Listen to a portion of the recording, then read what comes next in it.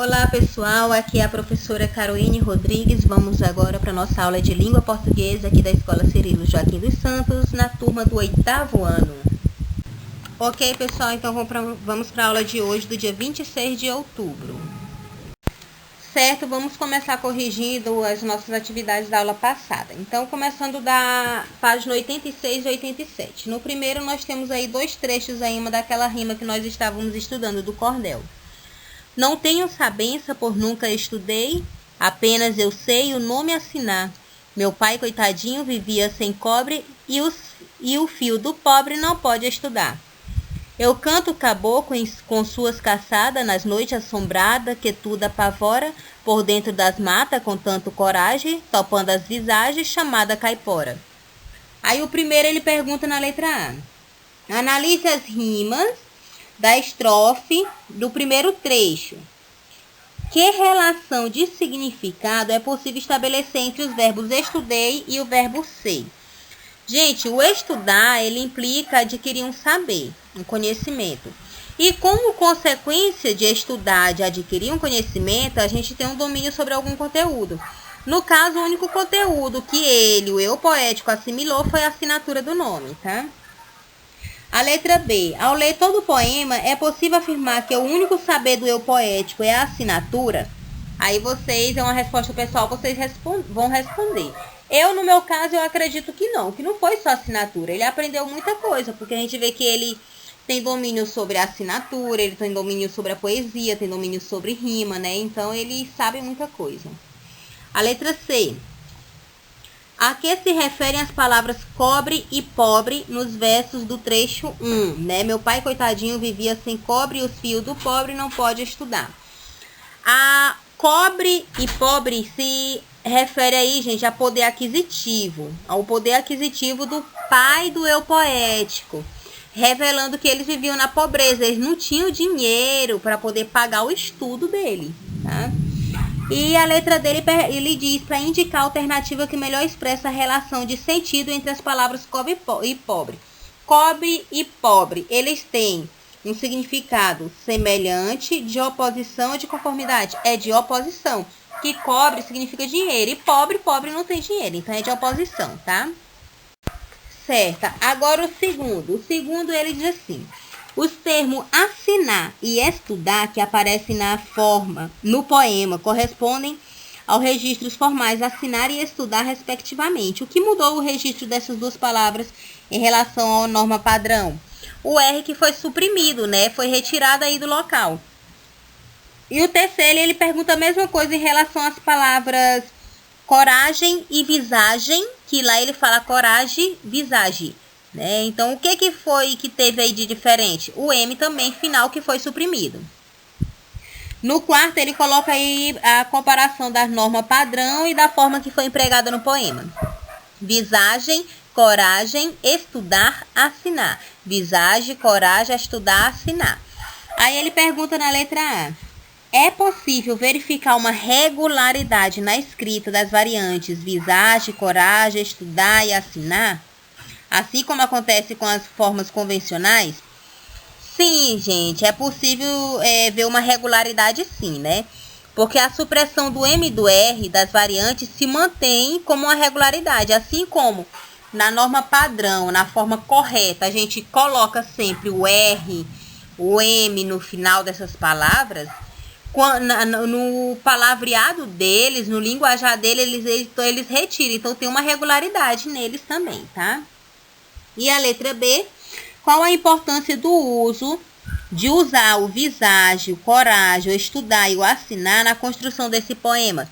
O uso desse tipo aí, dessas palavrinhas, desse modozinho como ele escreveu, como ele fala, na construção do poema, permite a construção da rima, por causa de uma regularidade sonora presente na dupla. Visagem, coragem, estudar, assinar. Fica um som diferente, tá? Então, ele permite aí uma construção da rima por causa da regularidade sonora. Certo. Com livros aí em mãos, na página 89, nós temos um cordel aí, onde ele diz que o burro é o ser humano, né? E o cordel diz o seguinte: Acordei de madrugada e comecei a fazer risco. Pedi licença ao poeta, meu mestre Antônio Francisco, e puxei pela memória para escrever essa história que chegou como um corisco.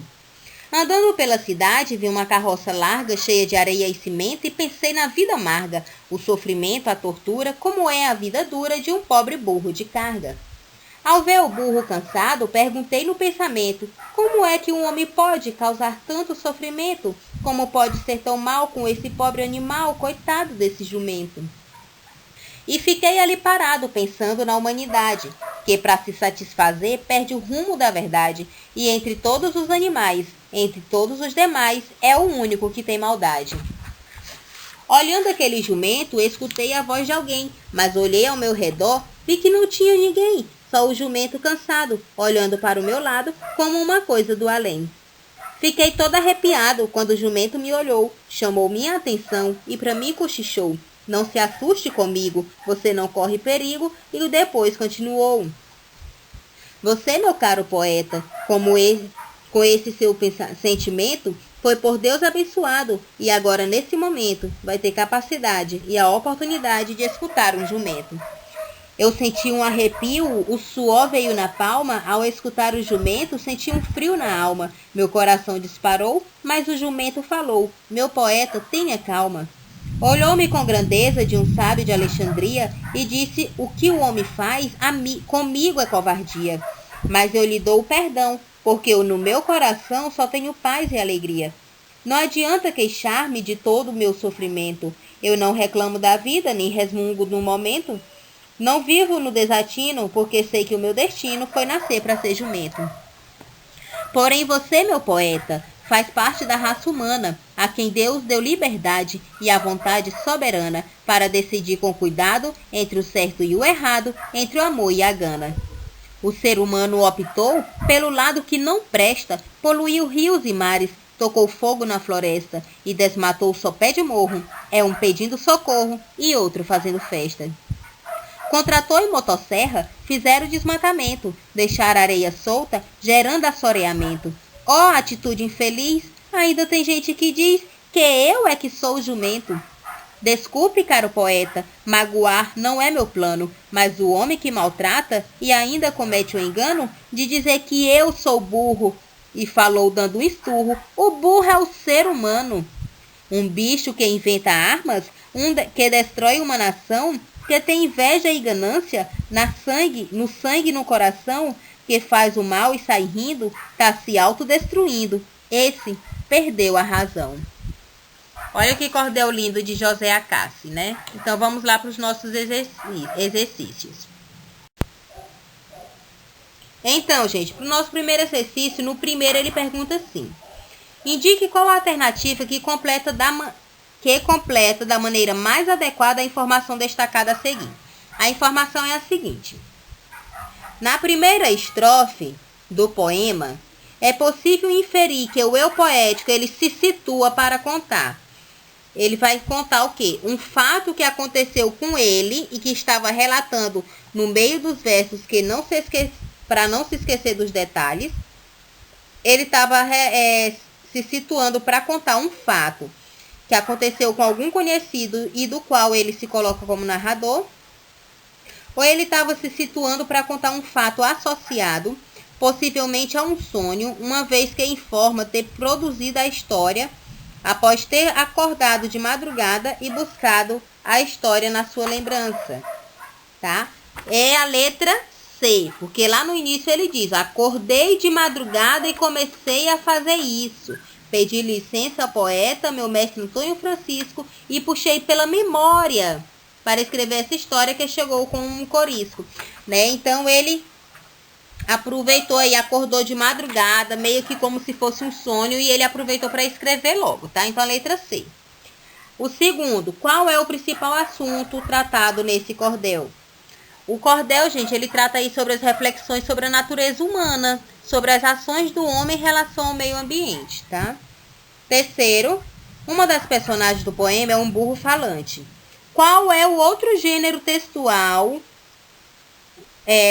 Em que outro gênero textual o recurso de dar características humanas a animais costuma ser utilizado? É nas fábulas, tá, gente? Nas fábulas que normalmente características de humanos são utilizadas em bichos, tá? O quarto. Na primeira estrofe, o eu poético comenta que recorre à memória para narrar o que virá em seguida. Além do verbo escrever, que expressão ele usa para fazer referência à ação de narrar no meio da escrita? É a expressão fazer risca, tá? Quando ele diz eu vou fazer risca, quer dizer que eu vou escrever, eu vou anotar, ok? Certo. O quinto tem aí uma estrofe que diz: e fiquei ali parado pensando na humanidade que para se satisfazer perde o rumo da verdade e entre todos os animais, entre todos os demais, é o único que tem maldade. Aí a letra A ele diz assim: entre as palavras abaixo escolha e copia que poderia sintetizar a ideia apresentada no terceiro e quarto verso dessa estrofe, né? Anseio, ganância, maldade, orgulho. É a ganância, gente. Na terceira e quarto verso ele diz assim: para se satisfazer ele perde o rumo da verdade. Quer dizer que o homem ele quer sempre mais, então ele não se importa com o que ele quer, ele simplesmente quer e vai atrás. Então ele tem aquela ganância muito doida, tá? Então alternativa 2. A letra B. Explica o que seria perder o rumo da verdade, né? Uma resposta aí pessoal. Mas aí vocês podem pensar, o que é perder o rumo da verdade? Praticar os atos impensados, praticar coisas sem você refletir, sem raciocinar, ali afastando daquilo que é correto, fazendo você fazer aquilo que é errado, tá? A letra C. Segundo o poema, o único animal que tem maldade é o ser humano. Você concorda com essa ideia? Justifique, isso aí é pessoal, é de vocês, tá? Agora no sexto ele diz aí, né? Para ler esse trechinho, mas eu lhe dou perdão, porque no meu coração só tenho paz e alegria. No contexto desses versos, o que é possível perceber sobre a índole do burro? Isso quer dizer que o burro é um bom ser, ele é um ser muito puro, tá? O 7. O ser humano optou pelo lado que não presta, poluiu rios e mares, tocou fogo na floresta e desmatou só pé de morro. É um pedindo socorro e o outro fazendo festa. A letra A ele pergunta do 7º. Localize e transcreva essa estrofe 2 versos que apresentam uma oposição, ou seja, tem um confronto de atitude. Gente, o que apresenta uma oposição é quando diz aí, ó, um pedindo socorro e outro fazendo festa. É um completamente contrário do outro. Um alegre e o outro triste, sabe? É mais ou menos isso. Então aí tem uma oposição aí nesses versos, tá? Letra B, identifique quais elementos estão em oposição nesses versos. A natureza e seres humanos, né? Eles estão em oposição. E a letra C, dê exemplos que confirmem a ideia que esses versos apresentam. Aí já é com vocês, né? Por que o ser humano e a natureza, elas andam opostas, um ao contrário do outro, tá? O 8, tem esse trechinho bem aí, tá? O grande poeta Antônio Francisco é o autor do cordel Os Animais Têm Razão, no qual ele escuta a conversa de vários animais sobre a maneira como o ser humano está tratando o nosso planeta. O burro, a vaca, o morcego, a cobra, o cachorro e o rato fazem uma conferência com muito bom humor e reverência. No cordel, o burro é o ser humano. Eu me encontro com o burro, da poesia de Antônio Francisco, e travamos uma conversa sobre a situação do rio Pitimbu e a construção de condomínios na sua margem. Que relação o comentário anterior estabelece entre o burro, é o ser humano, e o cordel, os animais têm razão? Bem, gente, ele revela que o cordel, o burro é o ser humano, é baseado no cordel dos animais têm razão, porque ele utiliza um de seus personagens, que no caso é o jumento, que ele disse que pegou o jumento do outro emprestado para poder ter uma conversa com ele. Não é isso? Vamos lá, o 9. Com que intenção o autor cita o poeta Antônio Francisco no cordel, o burro é o ser humano? A intenção dele é reverenciar, pois o autor José Acácio considera o poeta Antônio Francisco um grande mestre, a ponto de se inspirar em um de seus poemas, tá? Essa é a letra correta, então ele citou o poeta Francisco porque ele reverencia ele gosta dele, ele se inspira nele, tá? E o 10, no decorrer do seu tempo de estudo, você já teve a oportunidade de conhecer várias características do gênero textual poema. Aí nós estudamos aí sobre o poema, o que é o poema, o verso, a estrofe, a rima, a linguagem figurada, a cadência regular, o ritmo, né? Na nossa última aula estudamos isso. Aí ele pergunta aqui, no cordel, o burro é o ser humano. Observando a utilização dos recursos poéticos que foi listado, que nós estudamos, quais deles estão mais presentes no poema? Né? Então, os recursos poéticos que mais estão presentes no texto, nesse poema, são as rimas e o ritmo constante, tá? E também se destaca o uso da prosopopeia e da antítese, que são recursos linguísticos, que são as linguagens figuradas, ok? Certinho até aí? Vamos aí continuar o nosso estudo. Nós vamos estudar agora sobre os sinais de pontuações, tá, gente?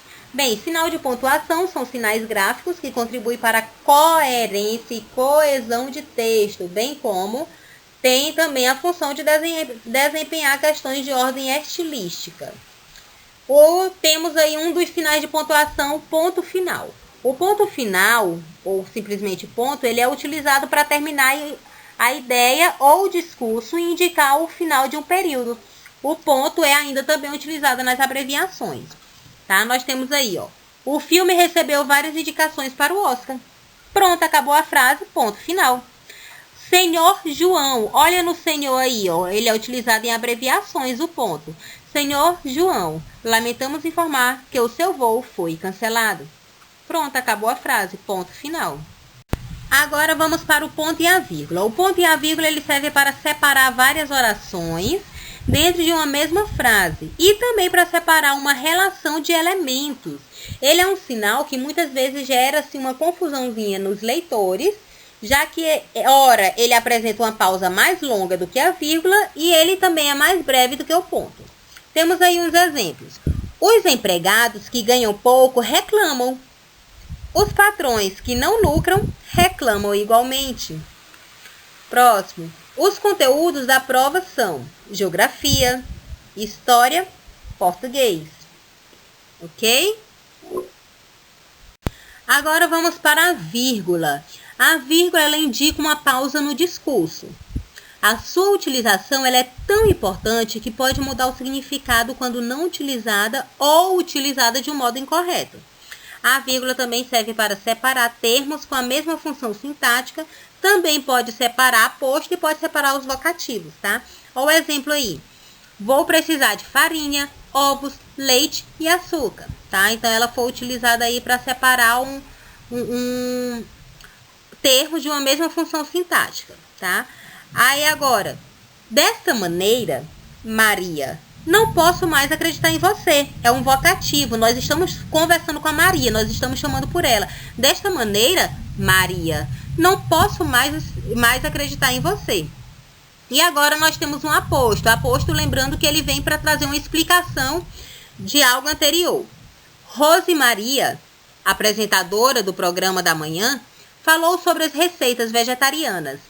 Quem é Rose Maria? É a apresentadora do programa da manhã. Então, veio aí um aposto para explicar quem é ela e por isso que nós utilizamos também a vírgula, tá? E nós temos as aspas. A aspas, ela é utilizada para enfatizar palavras ou expressões, bem como também ela é usada para delimitar citações de obras. Então, aí, ó, satisfeito com o resultado do vestibular, se sentia o bom, se sentia o cara. Tá? Então, esse o bom, o cara aí vem entre aspas, para enfatizar aí essa expressão.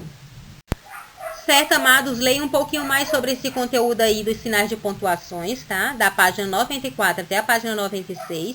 E responda o exercício do primeiro até o sexto, que está na página 95, 96 e 97. Então, meus amores, bom estudo para vocês. Abraços e até a próxima aula.